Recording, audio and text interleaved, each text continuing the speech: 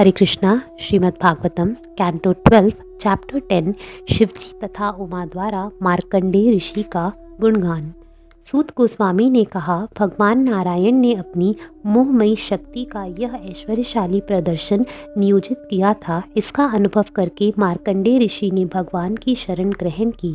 श्री मार्कंडेय ने कहा, हे भगवान हरि, मैं आपके उन चरण कमलों के तलवों की शरण ग्रहण करता हूँ जो उनकी शरण ग्रहण करने वालों को अभय दान देते हैं।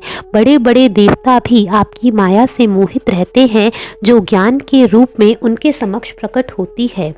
सूत गोस्वामी ने कहा, भगवान रुद्र ने अपने बैल पर सवार अपनी प्रिया रुद्राणी तथा अपने निजी संगियों के साथ आकाश में यात्रा करते हुए उन्होंने मार्कंडेय को समाधि में देखा। ऋषि को देखकर देवी उमा ने प्रभु गिरीश से कहा, हे स्वामी, जरा इस विद्वान ब्राह्मण को उसके शरीर, मन तथा इंद्रियों को समाधि में अचल हुए देखो।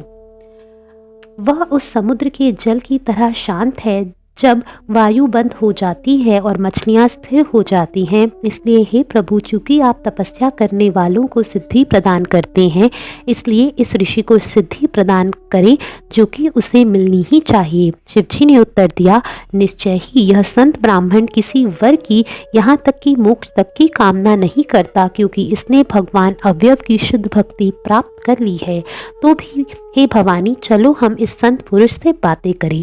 आखिर संत भक्तों की संगति मनुष्य की सर्वोच्च उपलब्धि है।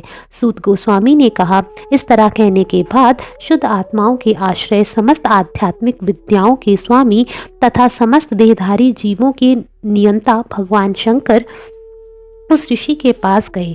चूंकि मार्कंडेय का भौतिक मन कार्य करना बंद कर चुका था, अतएव वे ब्रह्मांड के नियंता शिव तथा उनकी पत्नी का आना देख नहीं पाए, जो स्वयं उन्हें देखने आए थे। मार्कंडेय ध्यान में इतने लीन थे कि उन्हें अपनी या बाह्य जगत की कोई सुध-बुध नहीं थी।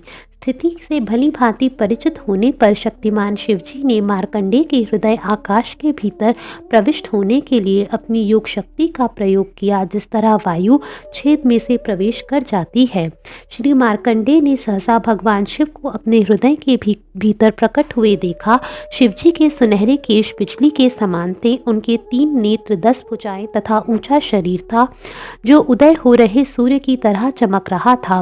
वे व्याघ्र चर्म पहने थे और त्रिशूल, धनुष, बाण, तलवार तथा ढाल लिए थे। वे जपमाला, डमरू, कपाल तथा परशु भी लिए थे। मुनि ने चकित होकर अपनी समाधि तोड़ दी और सोचा, यह कौन है और कहाँ से आया है। अपनी आंखें खोलकर मुनि ने तीनों जगतों के गुरु भगवान रुद्र को उमा तथा उनके गणों के समेत देखा। तब मार्कंडेय ने सिर के बल झुककर उन्हें सादर नमस्कार किया। मार्कंडेय ने उमा तथा शिव के गणों समेत शिवजी की पूजा, स्वागत पूर्ण वचनों, आसन, उनके पांव धोने के लिए जल, सुगंधित पीने के पानी, सुगंधित तेल, फूल मालाओं तथा आरती के दीपक द्वारा की। मार्कंडेय ने कहा, हे विभु, मैं आपके लिए जो अपने ही आनंद में सदैव तुष्ट रहने वाले हैं, क्या कर सकता हूँ। निसंदेह आप अपनी कृपा से इस सारे जगत को तुष्ट करते हैं। हे सर्व मंगलकारी दिव्य पुरुष, मैं बारंबार आपको नमस्कार करता हूँ।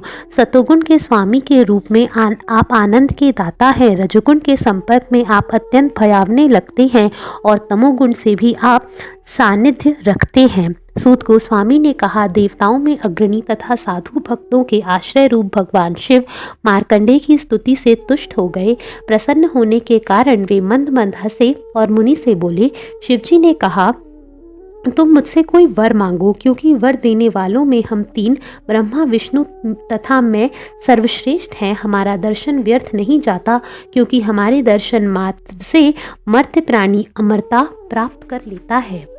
ब्रह्मा, भगवान हरि तथा मुझ समेत सारे लोकों के निवासी एवं अधिशासक देवता उन ब्राह्मणों की वंदना, पूजा तथा सहायता करते हैं जो संत स्वभाव के, सदैव शांत, भौतिक आसक्ति से रहित, समस्त जीवों पर दयालु, हमारे प्रति शुद्ध भक्ति से युक्त, घृणा से रहित एवं समदृष्टि से युक्त होते हैं। ये भक्तगण भगवान विष्णु ब्रह्मा मुझ में अंतर नहीं करते, ना ही वे अपने आप अन्य जीवों के बीच भेद करते हैं। तुम इसी तरह के संत भक्त हो, इसलिए हम तुम्हारी पूजा करते हैं। मात्र जलाशय तीर्थ स्थान नहीं होते, ना ही देवताओं की निर्जीव मूर्तियां वास्तविक पूज्य अर्चा विग्रह होती हैं। चूंकि बाह्य दृष्टि पवित्र नदियों तथा देवताओं के उच्च आशय को समझ नहीं पाती, इसलिए ये दीर्घ काल बाद ही पवित्र बन पाते हैं, किंतु तुम जैसे भक्त दर्शन मात्र से पवित्र कर देते हो।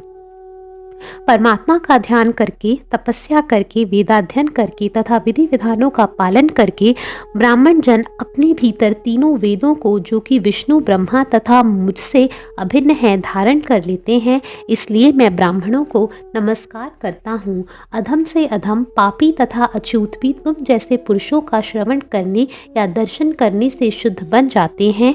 तब जरा कल्पना करो कि सीधे तुमसे बात करने से वे कितने शुद्ध बन जाते हैं।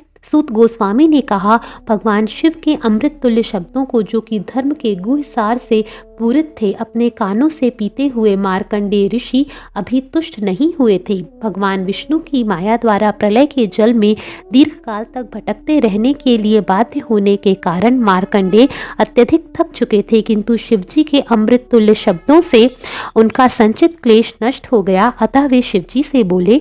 श्री मार्कंडेय ने कहा, देहधारी जीवों के लिए ब्रह्मांड के नियंताओं की लीलाओं को समझ पाना सबसे कठिन है, क्योंकि ऐसे प्रभु अपने ही द्वारा शासित जीवों को सिर झुकाते तथा उनकी स्तुति करते हैं। सामान्यतः देहधारी जीवों को धार्मिक सिद्धांत स्वीकार करने हेतु प्रेरित करने के लिए ही प्रामाणिक धर्माचार्य अन्यों को प्रोत्साहित करके तथा अपने आचरण की प्रशंसा करके आदर्श आचरण प्रदर्शित करते हैं।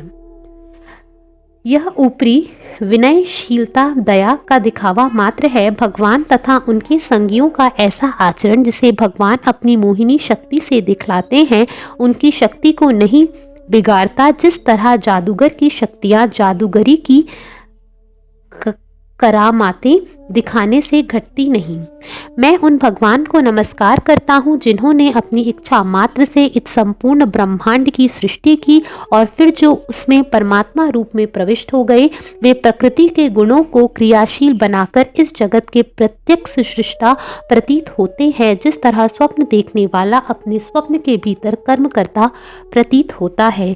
वे प्रकृति के तीनों गुणों के स्वामी और परम नियंता हैं, फिर भी वे पृथक रहते हैं और शुद्ध तथा अद्वितीय हैं। वे सबों के परम गुरु तथा परम सत्य के आदि साकार रूप हैं। हे सर्वव्यापक प्रभु, चूंकि मुझे आपका दर्शन करने का वर प्राप्त हो चुका है, इसलिए मैं आपसे अन्य किसी वर की याचना करूं। केवल आपका दर्शन करने से मनुष्य की सारी इच्छाएं पूरी हो जाती हैं और वह कोई भी कल्पित कार्य संपन्न कर सकता है। किंतु मैं आपसे एक वर मांगता हूँ, क्योंकि आप समस्त सिद्धि से पूर्ण हैं और समस्त इच्छाओं की पूर्ति की वर्षा करने में समर्थ हैं। मैं आपसे पूर्ण पुरुषोत्तम भगवान की तथा उनके समर्पित भक्तों की, विशेष रूप से आपकी अच्युत भक्ति के लिए याचना करता हूँ।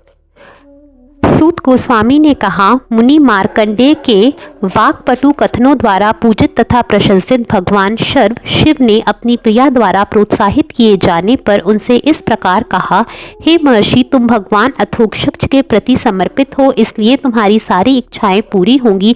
इस सृष्टि चक्र के अंत तक तुम पवित्र यश तथा वृद्धावस्था एवं मृत्यु से मुक्ति का भोग करोगे। हे ब्राह्मण, तुम्हें भूत, वर्तमान तथा भविष्य का पूर्ण ज्ञान और उसी के साथ वैराग्य से युक्त परम पुरुष की दिव्य अनुभूति प्राप्त हो। तुम्हारे पास आदर्श ब्राह्मण का तेज, जिससे तुम पुराणों के आचार्य का पद पा सको। सूत गोस्वामी ने कहा, इस प्रकार मार्कंडेय ऋषि को वर देकर शिवजी अपने मार्ग में देवी पार्वती से ऋषि की उपलब्धियों का तथा उनके द्वारा अनुभव की गई भगवान की माया के प्रत्यक्ष प्रदर्शन का वर्णन करते हुए चले गए। श्रेष्ठ भृगुवंशी मार्कंडेय ऋषि अपनी योग सिद्धि की उपलब्धि के कारण यशस्वी हैं। आज भी वे इस जगत में भगवान की अन्य भक्ति में पूरी तरह लीन होकर विचरण करते हैं। इस तरह मैंने तुमसे अत्यंत बुद्धिमान ऋषि मार्कंडेय के कार्यकलापों का, विशेष रूप से जिस तरह उन्होंने भगवान की माया की अद्भुत शक्ति का अनुभव किया, वर्णन कर दिया। यद्यपि यह घटना अद्वितीय तथा अभूतपूर्व थी, किंतु कुछ अज्ञानी लोग इसकी तुलना बद्ध जीवों के लिए भगवान द्वारा रचित मायामय जगत के चक्र से करते हैं, ऐसा अंतहीन चक्र जो अनंत काल से चला आ रहा है। हे श्रेष्ठ भृगुवंशी, मार्कंडेय ऋषि से संबंधित यह विवरण भगवान की दिव्य शक्ति को बताने वाला है। जो कोई इसका ठीक से वर्णन करता है और इसे सुनता है, उसे सकाम कर्म करने की इच्छा पर आधारित भौतिक जगत में फिर से नहीं आना होगा। हरे कृष्णा।